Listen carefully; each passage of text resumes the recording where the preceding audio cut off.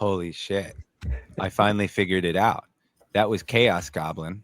That is the YAG intro that he was so kindly to reproduce and make it There it quality with is. that great video. I'm sure I'll have to figure out how to edit the beginning and make it all right. When you see us all beforehand, you'll know I didn't edit it out. So I'm going to introduce all my favorite friends to the circle. We have a special guest who got called into service against his actual wants and quite frankly needs. So Howling, how are you doing today? I'm doing all right. Hello, everyone. Excellent. Too tall. How are you, amigo? Living somebody's dream. There you go. We're going to discuss your sweatshirt later. Stony Alpinist, how are you? New year, same motherfucking me. So there you go. And Cumin, it's been years since I've spoken to you, and quite frankly, the absence has been devastating. How are you, my friend? Happy New Year. I'm doing well. Thank you. So to give everyone a little behind the scenes, I asked poor Cumin to come fill in with like 10 minutes notice, and he was literally going to bed. And I said, do this for me, please. And he said, no. And I said, I will do anything. So I got to fly to Ohio, do some dirty things, and fly back before the weekend. But thank you for joining me. It's not too far. No problem. You might say that I came quickly, right? that damn you. On such short notice, so yes. Our guest had to back out because of terrible personal reasons. Terp lost a chicken. Literally devastating news. And who the hell wants to come record with a bunch of assholes after that? You know, he's got to console his family and play the man. So thank you, Cumin, for filling in. We'll get Terp back on here when his shit at home isn't falling apart on New Year, man. Poor guy. We wish him the best. So Asian number 2, I get it. Okay. Well, now you're just going to make it sound like you're a token. We also asked some other Asians, but they didn't show up. So at least you're punctual. Number 3. Okay. No. No, we appreciate you coming. Your New Year's, we were talking behind the scenes, pretty mellow. Did any of us here on the circle have a rager? Looking at all of us, I can assume the answer is no, but I got to ask. Yeah. No, it's been a few decades since it's raged. So. Very true. Yeah. Too tall. You just stayed at home as well, I imagine, or did you hang out with your chick? Yeah, no, I hung out with my chick at her friend's house, which is like right around the corner from where she is. But the that cyclone bomb or whatever the hell it is, that's really been doing us dirty here. It's awful. When I was driving over to go pick her up, I started out okay, visibility is not too bad, and then I was going a little bit more as I got onto one of the throughways, 65 mile an hour was like 30, 25, and 2 lanes became 1. It was wild. I mean, it's just I don't know. It's what to do when you just learn. You learn, and you have a pickup truck that has 4-wheel drive, and you're pretty set. Do you have snow chains? Yeah. No, just the 4-wheel drive. It's like when I'm driving. I was going to ask, do you have to have pretty much in your neck of the woods? Do you have to have 4-wheel drive and winter tires? It would be a very good idea because the amount of sports cars that I saw in the ditch already, even before we got this super big blast of snow, it was ridiculous. And I'm like, I understand you want to look cool, and I understand it's probably really fun to drive, and gas mileage probably but that's not going to hold up in the snow. Yeah. You're just going to be slipping and sliding and getting stuck. Well, we also see that variance of confidence because it was Christmas Day. It was 50 degrees, and I was sitting out on my porch smoking joints. Beautiful, beautiful day. Not exactly the sunniest, but like sure enough to want to be outside in a couple of days. And then I think there was a day it dropped like 40 degrees, and then it turned into the polar snow. And that's where that circled in. And from then on, it's like, okay, all right. I'll have to smoke inside now. That sounds hellish. I was going to complain about my rain. It's been raining for like a week, but I'll leave it be considering it's just a mild rain. I did completely forget this. It does count. Regardless, I'm glad you're safe, and driving in that sounds hellish to me. So I'm glad I do not have to do it. It is, but it's kind of fun because I can I put on my map application and I drive and I pretend like I'm in Mario Kart. It's great.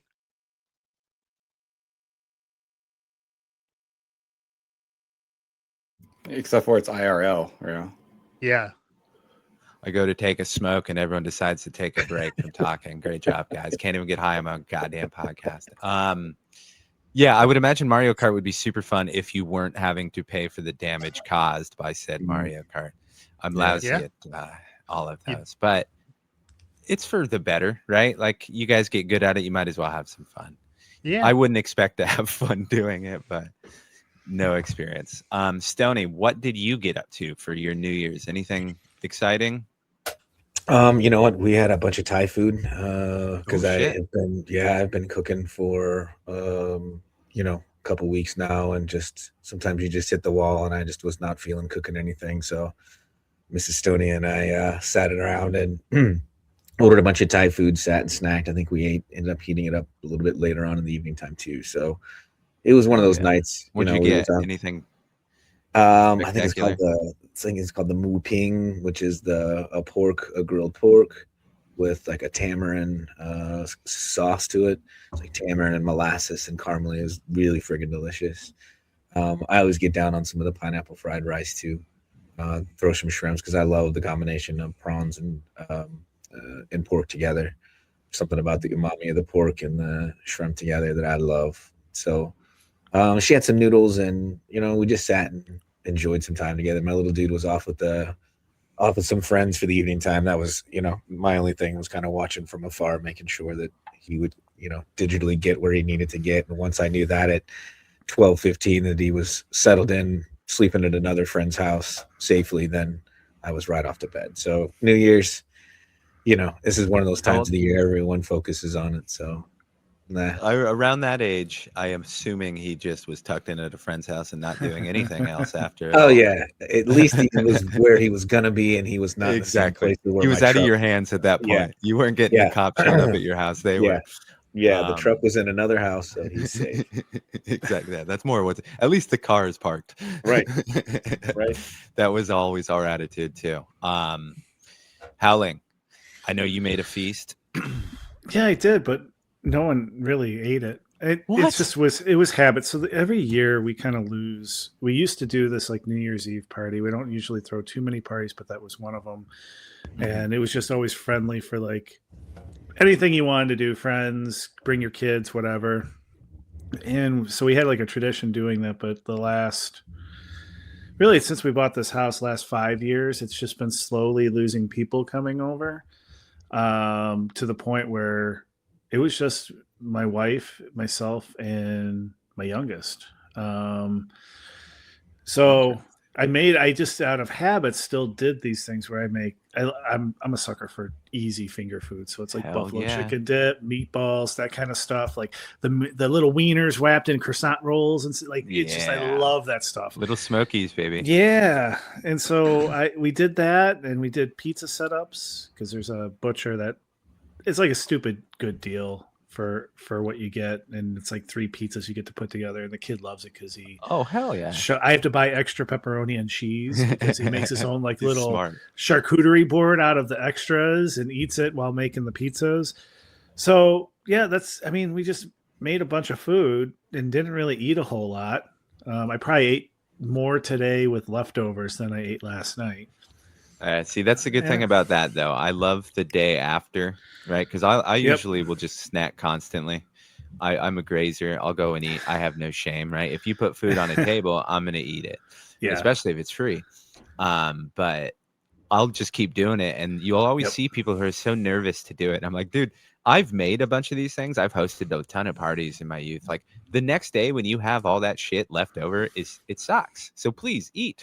It was bought to be eaten. But it's I nice will 'cause say snacking on them the next day is also bueno. some of it, that's how I ended up going through like half a bottle of the Sam Sauce hot banana ram, is because I like that on pizza, and especially like just cheap, crappy pizza. Some people dip their pizza in ranch. I put good hot sauce on it. And next thing I know, the half the bottle's gone. I was like, shit. It was actually addicting because this recipe, and I don't know if he intended it or if it was just ingredient changes, but it was a little more banana forward, which I know is the number one ingredient in it.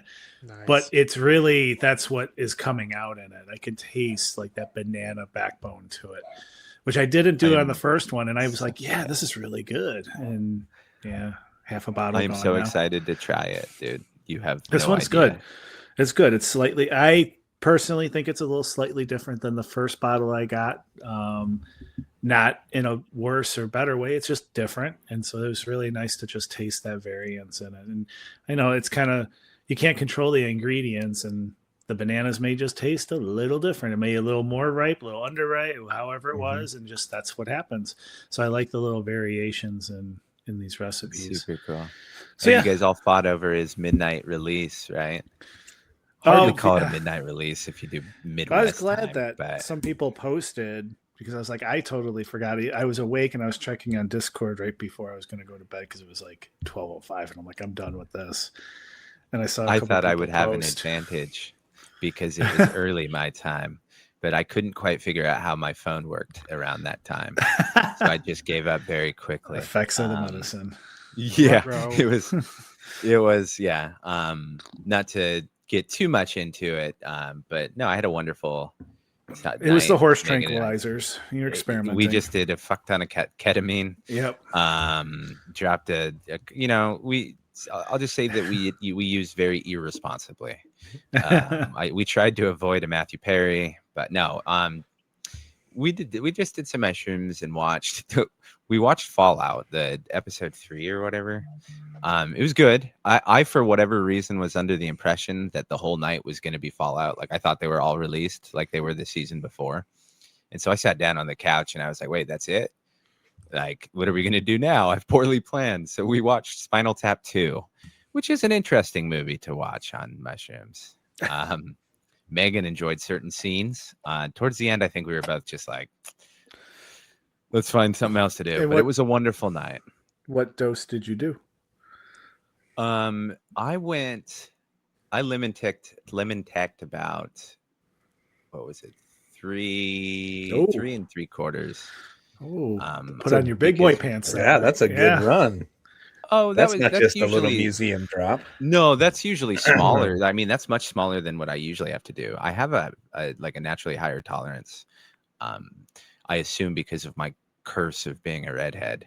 But like if I lemon teched when we were in Big Bear not too long ago, I did 3 or maybe 2.5. We split 5, and I didn't feel anything at 2.5 lemon tech, and she was having a great time. And so I went 3.75. It was mild, but she had a grand time. So I purposely did that so that I could be like staying on top of things, because I'm pretty much useless already. I don't need to handicap myself even further if she was to experience some like negative trauma. I don't want to be like, oh no, I bet you wish you dated someone smarter. No, worst trip sitter ever. Oh yeah, just like not paying attention, just like what? Oh shit, no. But it was wonderful. I enjoyed the time off. The day before I was doing tax shit, so it was like really nice to relax. I didn't make any food though. Cumin, did you make any food? I just had for New Year's. I just had hot pot. So I made come all my on! food, I guess technically That's so much better than what. But if I can circle back to lemon tech really quick, for any noobs out there like myself, I googled it. It's just, it's when you absorb the mushrooms in lemon juice, and the citric acid breaks it down. For consumption. I use a coffee grinder, or you can use something similar to get it break it up so you can get as much surface area as possible, and then you soak it in a citric acid. Lemon juice is the most common, but I use lime, or I wouldn't use grapefruit. I don't have that kind of money, but You just let it soak for 15 to 20 minutes. I don't know the science behind it, if it's true or not. I've only experienced it anecdotally. I can't speak. You know what I'm trying to say. But regardless, it's supposed to help aid in the digestion, right? It's supposed to jumpstart the process, and it's supposed to intensify the trip but shorten it. Well, from my experience, that is true. Yeah, whether or not it actually does aid in the digestion, who knows, It's mushrooms are pretty easy to break down, and acid will break them down, so there's not a lot of like fibrous material in between the cell walls that you can get to the psychoactive component to it. So the lemon, the acidity helps to bring it out. Probably a little bit, maybe. I mean, you can't say that it has no effect on aiding in digestion, but it definitely is known to bring the effects to start. I think is maybe the better. Like the way, right? Where you would normally, like I typically say around 45 minutes to an hour or so is when I feel like the mushrooms kind of tell you they're going to get started on a normal signal. Right? Yeah, you're starting to yawn a little bit. You're feeling a little warm. You can just kind of feel it's almost like a little introduction before you get that first wave. But lemon tech tends to be like 30 minutes into that process. And then 35 minutes you're into that first big wave that you kind of comes on.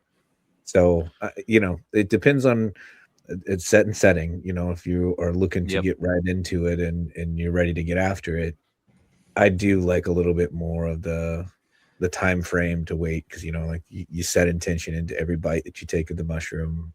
I grind mine down to a powder too, and put them into Oreos. That seems to be the most. Yeah, I just kind of spread them apart and dabble in the pot. I'm typically, my dosage is around the museum dose. That's a pretty common one for me. So 0.35, 0.4, somewhere around there is a nice little spot for me to get all of the big serotonin washes and enjoy the day with some intention and really be fully with it at the time. So it's kind of a smaller style of dose. But that's absolutely what that's generally what I shoot for, right? Just with being a big fat ass and ginger, it metabolizes a little. I have to take more, as I found.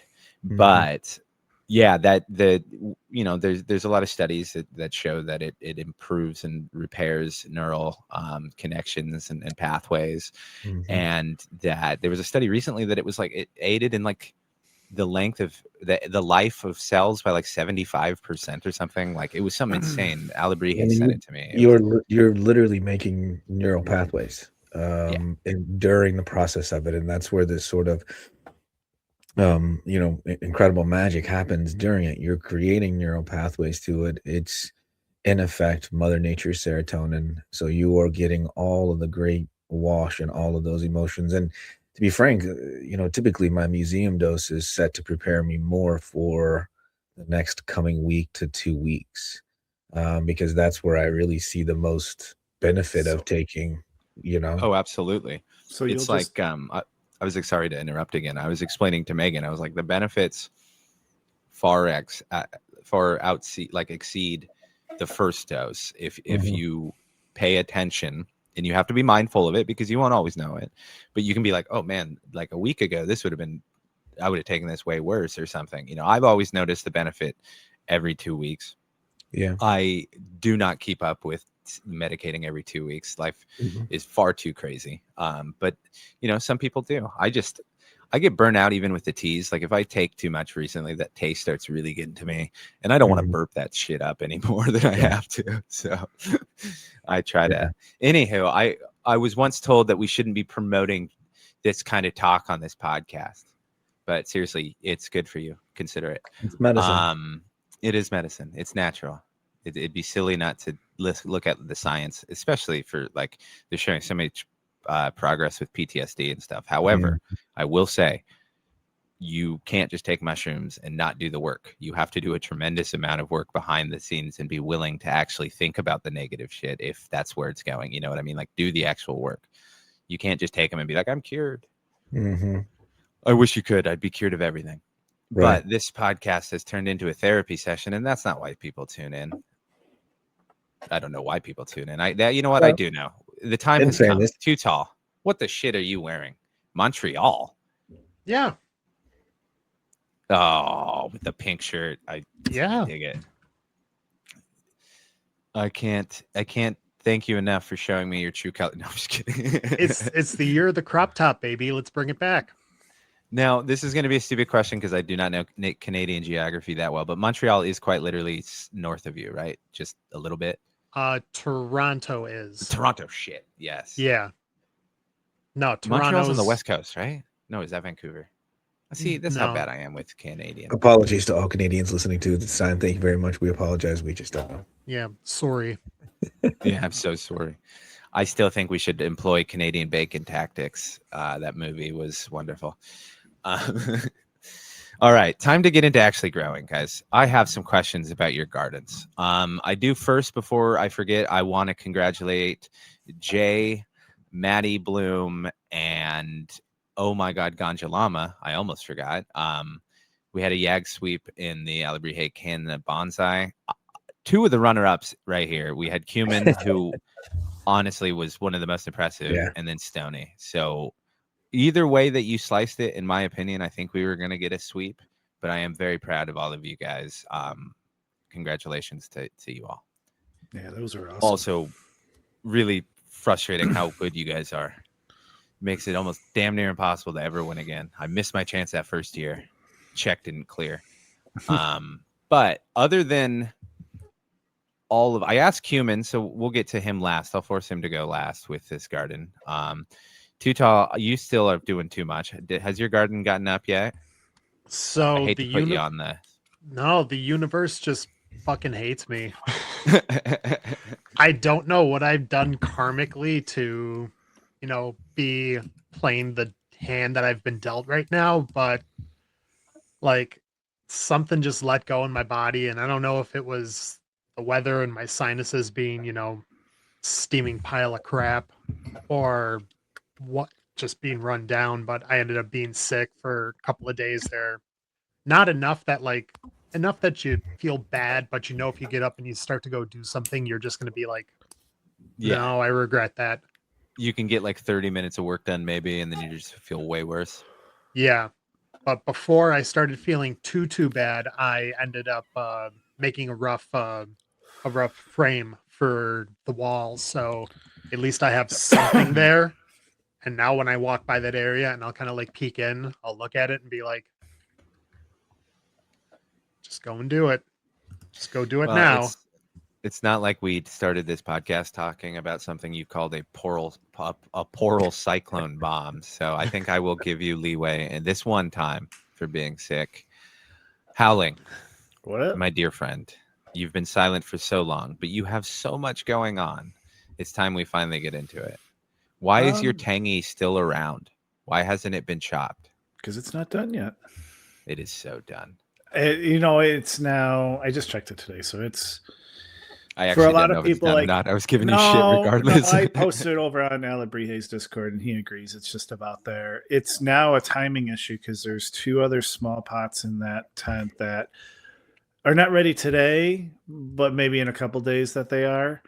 And then I also have the 2x4 tent with Terps Halo in there, and it's maybe a week away, and I don't want to split my dry, like put a couple plants in there, wait a couple days, put more plants in there. Mm-hmm. So now it's just the balance of what do I optimize for, which plant. And I might just pick somewhere in the middle. Tangy could go a couple more days, so maybe that's just what I end up doing, and then just finally have to cut it all down. I also don't want to optimize for like the small pots, but it's tangy, so it's like, shit, that's kind of hard. So I don't know. How do you dry down in the last few days? Do you do a dry down? No. You could. It's full water. I mean, So you water all the way up until the day before? Yeah, I won't. Well, I probably wouldn't. So with the Trader Grow with the small pots, that's just always constantly moist. So there's really no change. It's actually, if anything, staying a little more moist now. I could definitely tell they're drinking a little less. Yeah. And so there's a little less dry back. But when it's my beds, I may because I do monitor the moisture. So where it's usually sitting at 55 to 60% a lot of times. I might let it go down to about 45, but not much lower. If you lower it down around that 35%, 35 to 40%, and you can go as low as 28 to 30% on it, especially in those last 3 to 4 days, you could potentially speed up the final resin push. Yeah. Especially if you're into photos. You can also do a defoliation. And that will help to push those last few days of it. Because the plant is really going to stop taking anything up from the soil within the last 5 days or so. And when you dry back that soil, it'll start just eating from itself. So if you're noticing the lower fans chewing it, like, you know, getting rid of itself, and they're dying off, and it's moving up to maybe the top third, you've got an opportunity to kind of, in a way, just to signal your plant in a much quicker way. You can lower your lights a little bit and then cool it off at night too. Yeah, the cooling off thing, I really don't have much control over because it's of the room that it's in. Mm-hmm. And I did go to 11-13 on the light schedule for the Hallow tent. And that is also the bed that I have now kept drier than I usually do, but not down to 35%, 30%. Yeah, I'm trying to I just don't want to cut that one early. But, well, you know. Well, remember this. So this isn't necessarily early. You'll push the final senescence. You'll push. Well, see, that's another thing is there is no, other than like some nutrient stuff kind of showing up through. I mean, there's definitely probably low on magnesium, at least because of the way that the leaves are discoloring on the top. It's not senescing really either. It's not vibrant green, but it's just kind of maintained the same look. Yeah, but now that I'm thinking about it, even if anything suffers, let's say that I cut down one tent now and then in a week cut down the other one, it actually won't be Hallow. Hallow is the one that needs time. And so it will be the one going into a tent that had plants already starting to dry. So if anything, it's going to compromise those small pot plants, not. So yeah, I could do it, and if that's what it is, yeah, I'll think it over. I really want to give. I mean, I really want to give that plant at least another week. There's no it's a beautiful thing, and I don't want that one. I do not want to cut short. So this is even a little early. Yeah, this is a little even early for most people. I think I posted a picture. Was it yesterday? Maybe, and even Terp was like, "Yeah, there's at least a week left." So. Whatever. This is why I need 5 Canatrolls.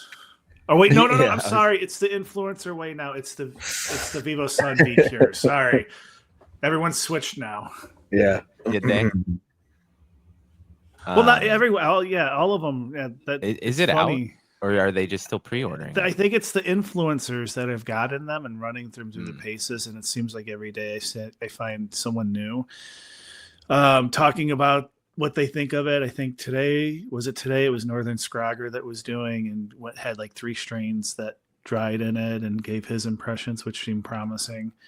But that's like interesting. It's just every day. It's like someone new has it to talk about, and that price point was just under $1,000, right? I think so. Bring it like I think $1 under or some shit. Yeah, and it's roughly about the same size. The only thing I question, and I haven't dug deep into it, is one of the things that makes the Canatrol so effective is the patent that they have on the process that it does it. And so that means like people that are mimicking it, I would think, can't violate the patent. So they're doing something different. It's like, look at the time, dude. Think about how long that Canatrol's been out. 7 years. It's public domain. Right? Oh, yeah. So maybe that's why they're all coming out with them now. It's like, so if that's the case, then I would trust it a little more. Yeah. Like it's the process. Yeah. Mm-hmm. It's getting interesting, but he's working on one that's 5 times the size and claims it will not be 5 times the cost. So and it said sometime this year. So that's the one I'm interested in because then it actually may hold one largest plant in it at one time. Yeah. I would be very frustrated to spend that kind of money and have to wait to put material in there. I would not have that problem. I don't grow like Howling, but Howling would have that problem. I am going to allow my penny pinching side to interrupt here just for a second, because we do have a master of the do-it-yourself canitrol, or as we like to call it, either the Cumitrol organic troll. He has a video on the subject. Go watch it. How are you liking it so far still, Cumin? Oh, I have a lot of thoughts on it. Good. This is a podcast of the audio format. First, about the VivoSun or VivoSun's V-Cure. No matter what it does, I'm excited for it because it's more competition and it's going to advance this market and progress it further, hopefully. Right? You can see it's forcing Canitrol to do something else to stay limber. And so I'm excited. I actually haven't seen too much into the V-Cure. I'm curious about its compressor base, but it might be some kind of hybrid. I don't know. And it's great. I think being able to do your own wine cooler curing, but if you have the environment to do it at home, if you can afford it, I think it's fine. It's way better. You can do more mass volume than in a wine cooler. So, and there's still work to be done. Either if you wet trim, or you can let it dry, air dry for 1 day, and then put it in there to help cut down on the moisture. But the wine cooler is good. It gives you a sense of security. It works well. I haven't had any mold in any of the wine coolers I've made. I've now made 4, just for the heck of it. But I heard the key is if you sell it for $998, people will be all over it. No, but seriously, go check out his video. He did a wonderful job explaining it. There was it's so easy to follow through with. So now that you've done 4 of them, what have you been innovating each time to figure out? Or are you really just kind of replicating? I've been not really innovating too much, just seeing if cheaper parts will work. See if I can. That's innovation. Innovation is not creating something new. It's figuring out a better way to do something more efficiently. Then I stand corrected. Yes. So, and there are different methods. You can probably do it for under comfortably 400 still, even with rising costs. And it's effective. It works. I think the moisture content is still maybe 11 or 12% on buds afterwards. I am still trying to find to extend the dry time instead of making it super fast. That's the problem about compressors. The compressor-based environments or refrigerators, they will dry out the material way too fast and in a inconsistent manner because the fan is just blowing in that environment nonstop. But with the thermoelectric wine coolers, it's able to maintain a slow drain of humidity throughout that dry process consistently, and that supposedly will preserve terps as well. Yeah, I think the way that I always think about it in the dry aspect of it is if you think about the bud, if you have a lot of air, wind, or dryness on the outside of it, it's going to quickly wick away from the edges of it. And then what happens is this sort of moisture migration, right? So it migrates to the edge of it. And if you have that really dry wicking, it goes through these cycles, and that's where you have that up and down cycle of the dry compressor base, because when that kicks on, it kicks really dry air out. You've got the dehumidifier running typically. It pulls a lot of air out very quickly. So if you think about it from a micro level, like if this is the size of the bud, the very edges of it are going to wick down a certain amount where they'll be completely dry, and then the dehumidifier goes off. And then during that time, moisture re-wicks itself back out to the edge of the bud. What you're looking for is that sort of consistency, because if you do it rapidly, that vacillation in these peaks and valleys, in that process of rapid air loss, you're leaving dry exposed terpenes that are very volatile. Instead of having that moisture wick to help to preserve them, you will lose them at a pretty rapid pace. And I've seen it in some data that I've collected and worked on. And you definitely, to your point, if you can have a slow, even, steady drop of that moisture, after you at 24 hours, you see a drastic drop. 24 to 36 hours, you see almost a 40% drop. And it's almost like watching it fall off the edge. It's after that state is where you find that good stasis and try and level that out. Now, to your point, if you don't have one of these and you're doing it in your tent, you can monitor and manage all of those numbers as well. And you can watch for that graph and watch that sort of, Howling's really, really good at watching data from his ACI. And I watch it as well. Treat that as the dry. But it is that wicking process that I think the canitrol definitely preserves. When you have that controlled environment and it can take it out, even though there's fans moving in there, it's moving into dehydration and dehumidification. And there's clearly technology in there that was the value of what it's worth. On a different level too, it's going back to something that you said in the previous episode, it also ensures safety with temperature control, so it avoids that mold. The 58 degree keeps you safe and peace of mind. 60 degrees, that mold's going to start blooming, and it's going to start becoming exponential at 65 and 70, and it just continues becoming exponential in growth. So the sooner you can drop it below 60 to 58 degrees, the better. If you can only get it to 65, this is where your balance comes in. Dehumidify a little bit more to try and find that balance in the first couple of days, because you want to keep as much humidity out of the room, because when you have humidity and temperature, mold goes crazy. And so there's lots of ways you can also do a little bit of a trim and pull off and do some defoliation.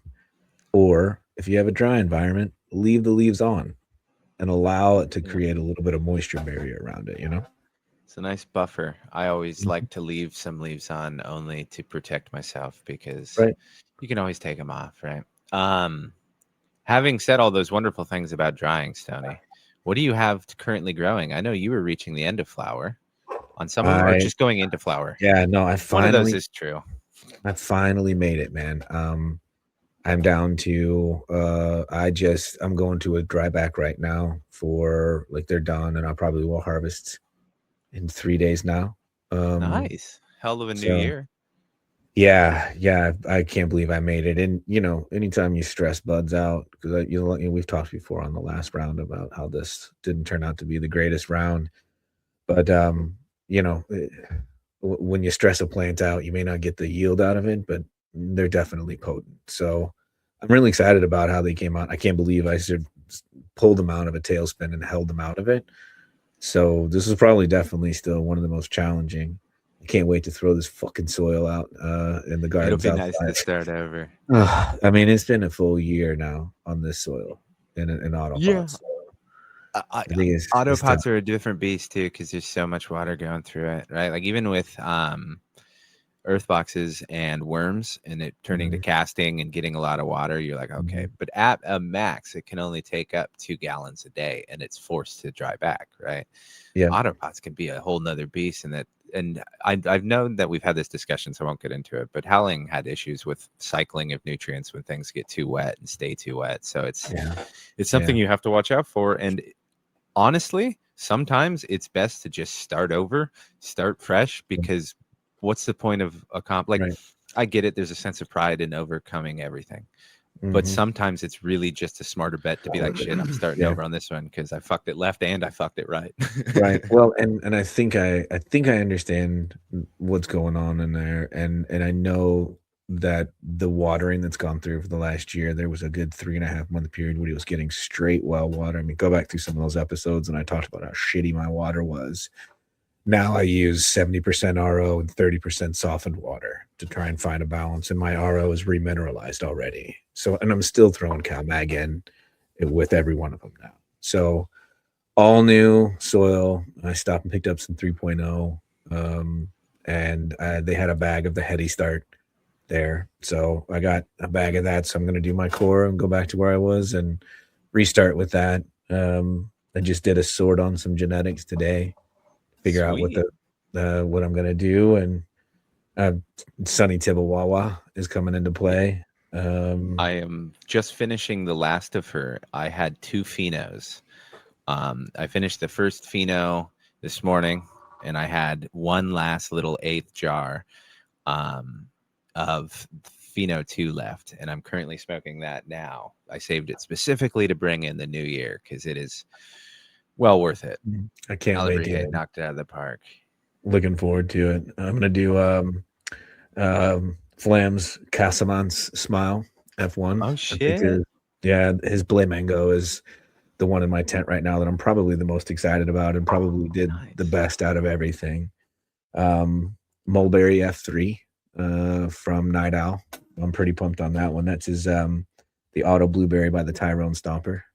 So going into the spring and summer with definite blueberry, because I'm also doing the strawberry mojito V2.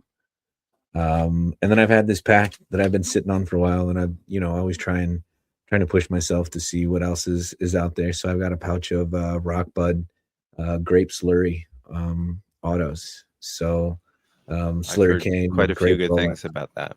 Yeah, so I'm pretty stoked about that one myself.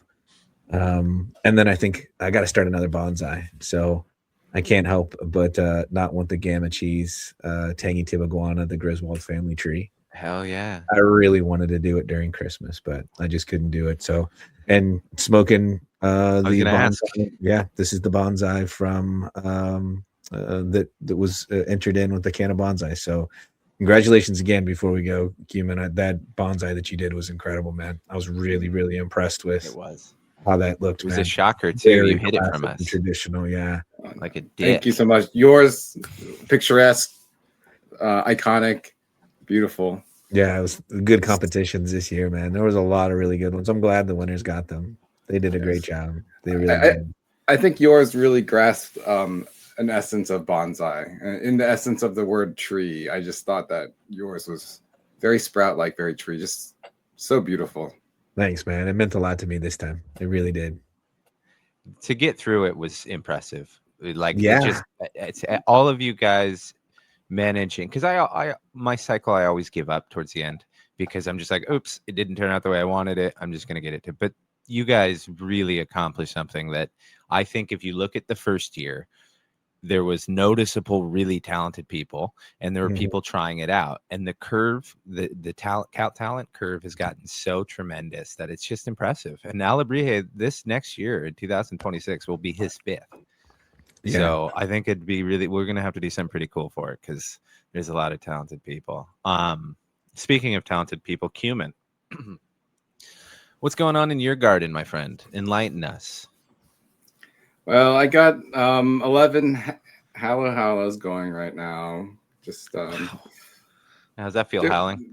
Just whipped his dick right out. Yeah. No, I'm trying to pheno hunt and learn. That's all. Just experimenting, see if they live.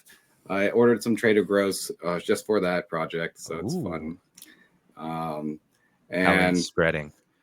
I also have a mulberry as well. I actually have 2 mulberries going because I thought one was going to die. I have 2 Flight of the Concords as well from Night Owl going. Awesome.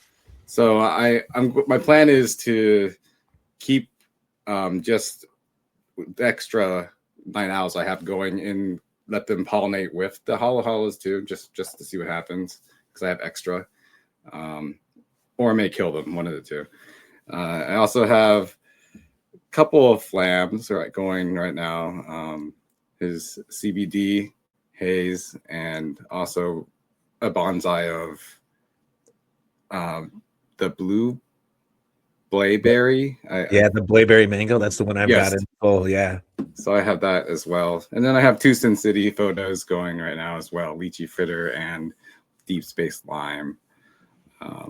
So yeah, just a couple of things here and there. I can't wait. We'll be following it along. You're going to hear Cumin yet again because we'll be rescheduling our interview earlier. So if you don't like it, I'm sorry. I love it. So suck it. I also forgot to shout out. I have Alabrije eggnog. Going. Yeah, baby. So it's pretty wild, and I'm trying to. It's surviving the 90-degree super crop very comfortably. It's up and at 'em already. Just hugging the light. So yeah, just trying to maintain canopy. It's almost like they have to be super crop sometimes to get happy, because the growth after is almost like to piss you off. At least I found there's always a couple extra inches, not in real life, but in growing. Yeah. Okay. We were, oh, you know what? I'll talk about my garden a little bit. I have an eggnog surprise as well. That's on like I think today's day 69. Nice. And I have the Star Fox and the Galaxy Express, as long as my bonsai is still going. I should chop it, and because I know Gromy wants me to, because he's like, why are you abusing this plant? But I'm not going to start my dry tent up just to fucking do a bonsai. So it's going to stay. It'll put me on my ass when it's time to smoke it. But I actually got today, I had some trouble popping seeds. I got some testers for Alabrije that I was running that did not pop. Well, they popped.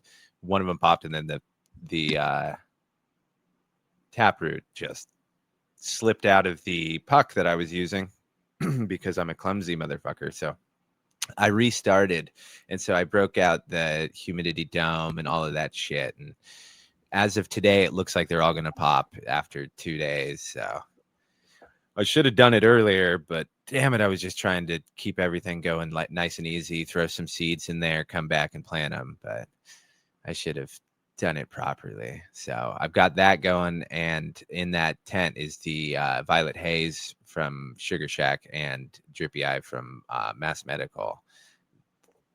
I want to get they're still in solos, and I wanted to start I've that tent spin on 24/7 because I need it for the temperature and everything like that to pop these seeds. So I'd really like to start giving these photos a little bit of a break, but they're having to suffer through it. But guess what? You have time. You can keep I don't give surviving. You're not rushed. It's your schedule. It is very nice because I can just look at them and be like, I'll just spray them a little bit of water and then move on. They're day 11. They look, just moving along slowly. So it is very wonderful in that regard, thankfully, because like I said, I fucked up those seeds. They're supposed to be 2 each, but 2 of them didn't pop. So I'm rocking with the ones and got the new autos going. So hopefully the new year brings me new luck there. But goddamn, California gets weird ass storms all of a sudden, like coming out of nowhere. And it's just like, oh, right when I planted a seed. Thank you. It's fun stuff. Do you have any idea, Howling, when you start planning your next round? Oh, that's a complicated question. There is what my ADD wants to go and plant, and then there is what the logical brain says you need to do this before something else. So I think that I should actually put the propagation. I bought one of those AC Infinity propagation tents. It's still in a box. I haven't used it. And I should actually set that up and get some solos going of what maybe my next round is, but that means I have to decide. I think. I hate to interrupt because I didn't want to. I was going to lead you here eventually, but it makes more sense in the context now. You recently purchased some more Do-Si-Do at an auction. We won't get into price. I don't want to shame you. Not that there's anything to be ashamed of, because you're going to make, it makes no sense for you to pass up this opportunity. You would have kicked yourself regardless. So at least you're kicking yourself with the seeds. But do you know, are you going to hold off on Do-Si a little bit because you want to give it more attention, or are you going to kind of get into it with excitement right away?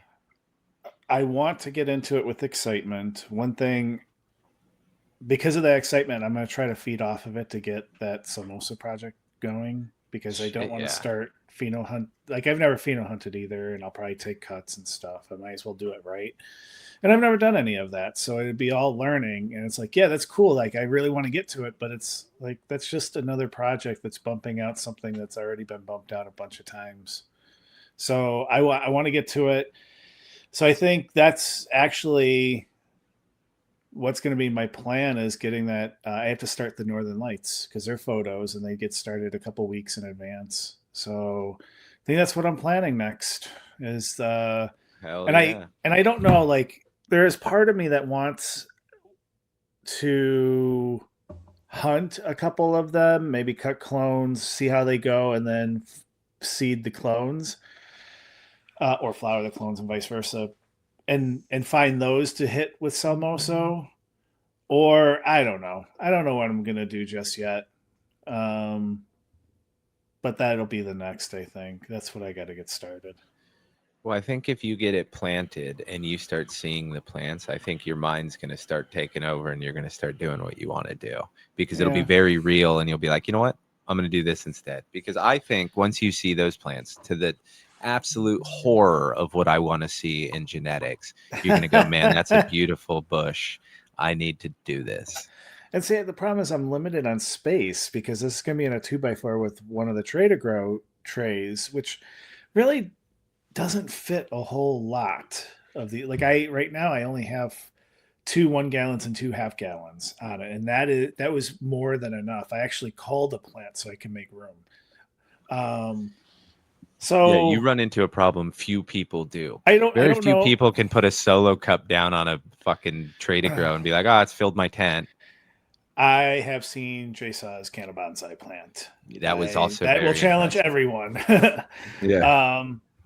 So I don't know what to do. I know that there's people that make seeds out of that, like planting just solo cups and doing a small run, and I know I can get those going on the Tray-to-Grow.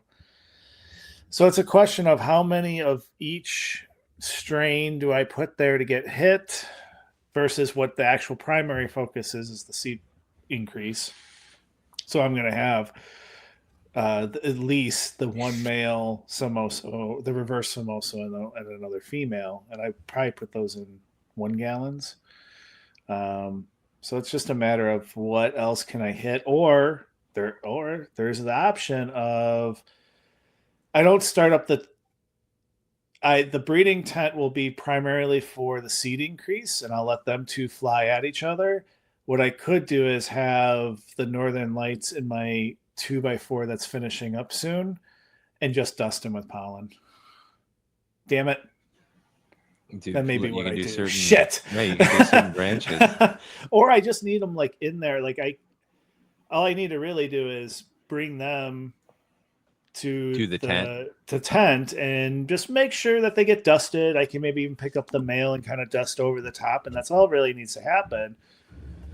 And yeah, there might be a risk of when I transfer those plants back to the other one, but I don't know. I may have just figured out my space issue. Look at that. I'm glad for this therapy. I'm glad for this therapy session.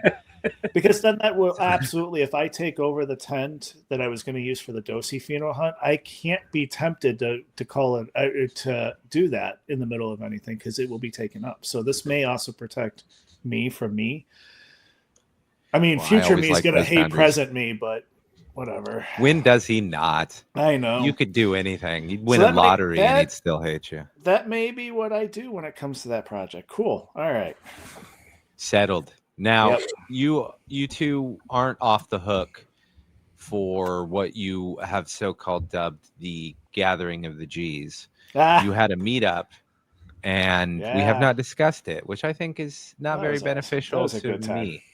Yeah, so why don't you two fight amongst yourselves and give us details? Stoney can wordsmith this one. Oh, man. Yeah, a collection of a bunch of people from, it always blows me away when we get together. And, one of the things that we said as we were rolling out the last time was, this is definitely a tradition now. Like, we've done it twice, so it's clear that we have to do it a third time. Wouldn't be surprised if we get back together, but really it's a collection. Jasaw, this is the second time he's hosted it, so shout out to him and his incredible, the woman on the side with him that is just there making dinner and hosting the home and open everything up. So it was really cool opportunity for everyone to come together. People who came down from, just came from hours away, all to kind of pile into this place and share some of the most incredible cannabis that I've seen in a long time. And, just sit and hang out with each other. Howling and I got to see each other right around a good time. We do this now. It's the, second time we've done it. We do it this time of the year, right? Right before New Year. I think everyone is just kind of done with the holidays. And it is literally just to sit around and hang out, catch up, shoot the shit, be in person. It was a great one. Yeah, it was a great one. Oh man, those crunch wraps that were made were awesome. And I got to put I put the Sunny Tea sauce. I got to put some of that on there, which was awesome. Almost stole his bottle. It was good, although I'm gonna bring an oxygen tank next time because we should ask him what his final joint count was. He was counting all the joints that got lit up, and wow, it got to the point where it's hard to see in the kitchen where we're at. So we had to actually go outside, and so I just need to bring a little oxygen tank to take a hit off of once in a while. It was a lot. I heard oxygen tanks next to lit fires. Super. It's awesome. Yeah. Well, and Howling was like, "Oh, I'm only gonna have a few," and I just kept looking over in the haze. I'm like, "That dude has just been inhaling." I left.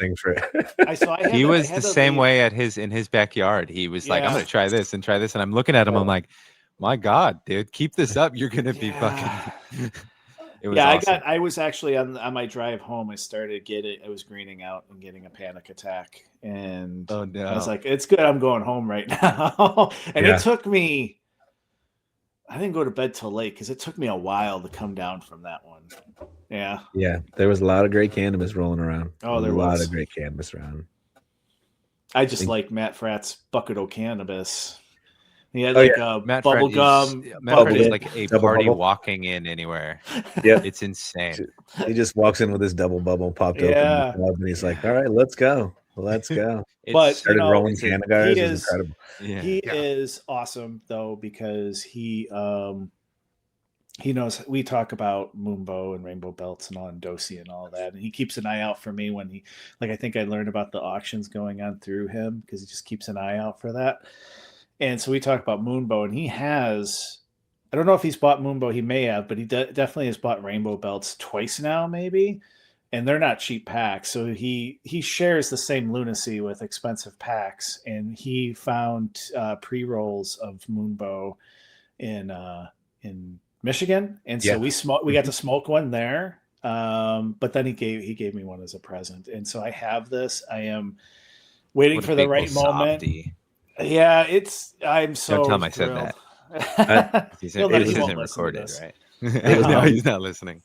So I just had to say that because I think he is awesome, and I appreciate him doing that. That and he just swung by to pick up. Pick up Badger. Yeah. Just swung by Detroit, picked up Badger, brought him down. So, yeah, man, it just there's such incredible people. It's really good to sit down with everybody again. So, yeah, it looked super fun. It was it's quite a few of you people in that area. It's a damn shame that we're gonna have to go back. Yes. One of these days. You're twisted in it. Well, we still have Maine to look forward to. So, yeah, and then at some point we have to get to. This is a horrible thing to admit, but there seems to be a tremendous amount of people that listen from fucking Ohio. We're not going to Ohio. I know. No. So at some point, we have to go to Ohio. Oh, I'm going to Ohio this summer. Mrs. Stoney is doing a bike race, and I thought you were talking like you were going to some vacation capital of the world. Like, I'm going to Ohio this summer, baby. I'm like, oh, okay. No, class act over here. No, she's got a bike race, and it is. I think it's not too far from Flam, so I think she's fully registered for it. So I think we're planning on trying to connect up. Is that her first one back from Devastation, as we'll say? Yeah, I think it's one of them. She signed up for a full season of them this year, so yeah. So she's no fear going back. She's way tougher than any one of us. way tougher than all of us put together, dude. I'll tell you that much. Especially that Montreal shirt wearing, dude. I heard she was talking mad trash. No, that's I will go to Ohio under one condition. Someone has to take me through Cleveland and give me an entire Drew Carey show tour. There you go. And at that point, I will. Yeah. I just want to go for Flam, to be honest with you, and then this bike race would be pretty bad. Yeah, no, not Cumin. That guy's a dick. So we're gonna get him down there. I want to go to see Cumin, Ohio Buds, Flam. No, we're trying to get as many as we can. So many other people that live. Tree Cat is in Ohio. Yeah, there's others I'm forgetting, and they're gonna hate me. Fucking Matt Frat is, of course. Yep. Right, Cleveland's Ohio. Right, I'm not an idiot. Mm-hmm. I mean, I am. Ezekiel as well. The glass blowers, right over. That's right. Well. His work is amazing. Mm-hmm. And I'm Plus, like there's zoos that I want to check out. And we can invite Too Tall too. Just kidding.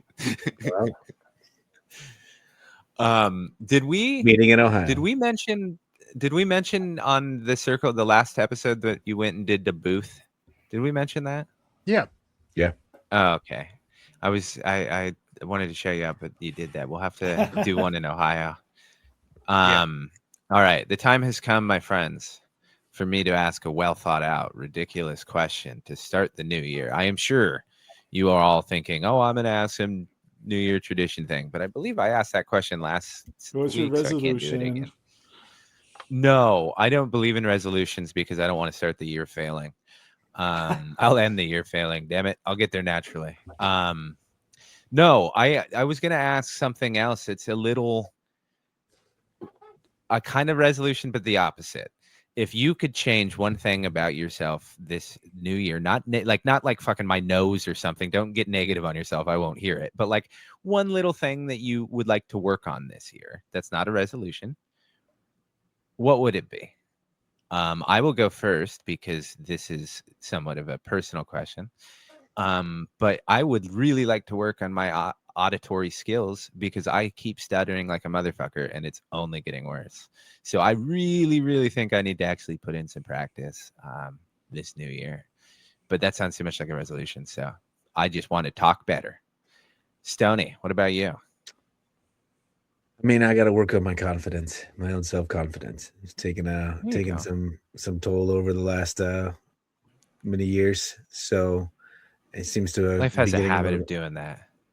Yeah, I tend to beat myself up a little bit too much. So, that's one of the things. Well, you know how I think highly of you. So just remember, some dumbass stoner in California likes me. I can do anything.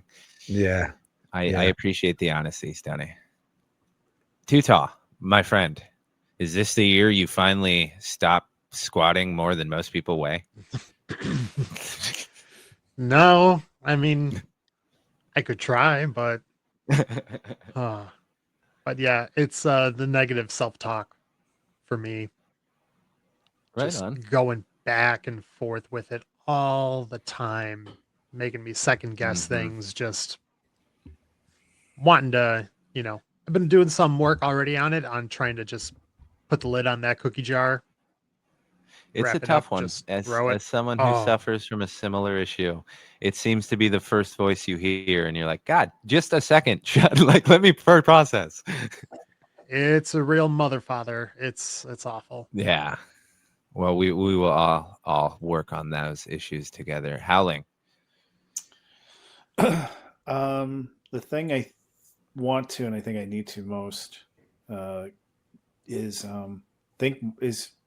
feel more like a dog. And what I mean by that is be present in the moment. They're not thinking 10 minutes from now. They're thinking right now. They don't think about the past, the future. So like my house is very chaotic between the boy, the dogs, just life.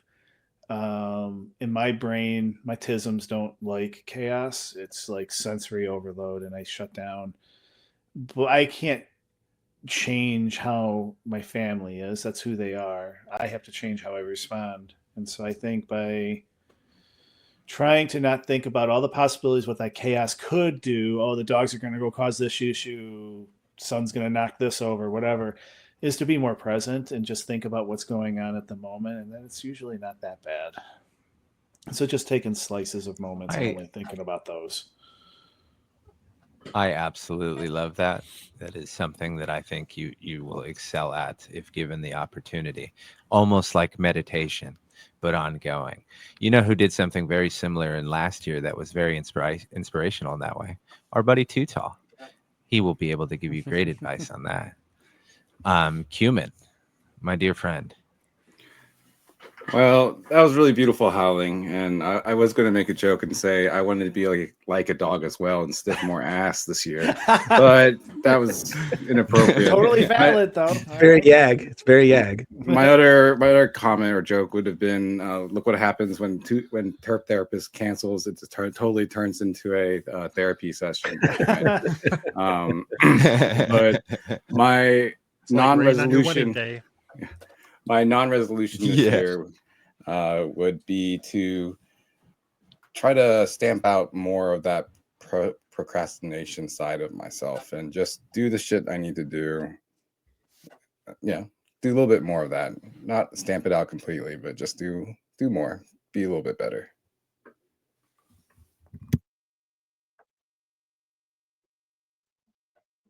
I dig that a lot. I think we can all do that. I now have a question that will take us in the opposite direction so that we don't end on some negative BS about how we all need to work on ourselves. It was terrible. No, okay. I was like, oh my God, it's terrible. I actually thought about this one and I had just forgotten it. Only there was an explanation as why, but I remembered. What is one thing this year that you would like to accomplish in your growing related specifically? It can be anything as long as it's somewhat growing. We'll start with Stoney. He looks ready. Yeah, easy. Photo periods. This year I'll do a photo period somehow, some way. Hell yeah. I love it. Exactly sure, but somehow, some way. I've done them once or twice. So you want to get another set in there? I love it. Yeah, I think it's time. I have a lot of great autos, so I think I'm always going to have a full tent of autos. And now I think I just, want to play around with some photo periods. I feel a little bit more comfortable with them now. So, hell yeah, I love it. Too Tall. Making concentrates. Ooh, that's right. You went and just went off. Yeah, because that'll be a great subject. Hell yeah. Yeah. And that'll be a fun process to just start looking over the genetics and how the plant expresses, and sandy versus greasy. And I've started to get parts in for an upgraded press because I'm bought a big 20-ton shop press on Marketplace, and then I got some plates and controller and pneumatic RAM, and I'm just gonna send it.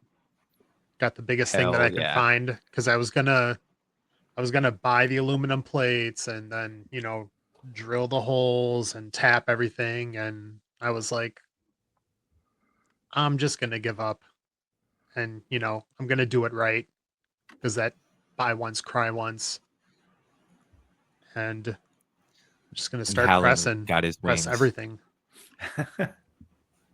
I can't wait. That's gonna be awesome. I really look forward to, because I know how your brain works a little bit. I look forward to you nerding out on that and how it shapes your future grows.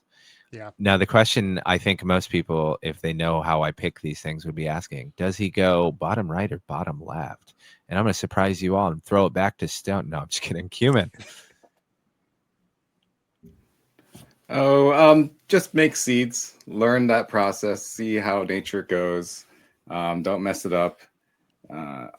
Also, maybe try to experiment with the boundaries of environment. See what I can get away with without too much harm to the plant itself. Hell yeah, I love it. Howling. Well, making seeds, definitely. I mean, that's something that's been a long time coming. I want to learn how to do it through. I mean, besides just reading it, I want to actually do it. And then, but Cumin took that one, so I'm going to say pheno hunting. I'm gonna find the Excellent. official Yag cut of Do-Si-Do. Yeah, you have what could have been the Yag cut of Tangy, and you didn't do that. So no, I'm just kidding. I do look forward to it. Those are going to be wonderful. I think, unfortunately, we might be going 3 of 3 for the first answer. If I also have a project that I would like to finish this in 2026, I won't use that. I'm not going to do very much pheno hunting. The first one, so Howlings is safe. I'll also steal a little bit of Cumins pushing the boundaries of the environment, but mostly just so I can do nothing and be like, oh yeah, I forgot to fill the humidifier. I was just testing the bounds of this plant's environmental. But in reality, I think I really look forward to collaborating with some friends, some of the people in the community, some of you fine people, Trace Amigos, and everyone with some of these projects, and seeing what they do and actually following through with what I say, because I think a really cool thing that I was excited to talk to Terp about is he's doing, a collaboration a little bit with Alabrije. I don't know why I said a little bit. He's doing something with Alabrije right now. And Grateful Nerd has done it before, and there's been several people that have done it. Green Velvet Farms, who I also reached out to, but he was having dinner. He did it with sugar cookies. There's all this kind of cool stuff happening where people are sharing seeds and organics also in that.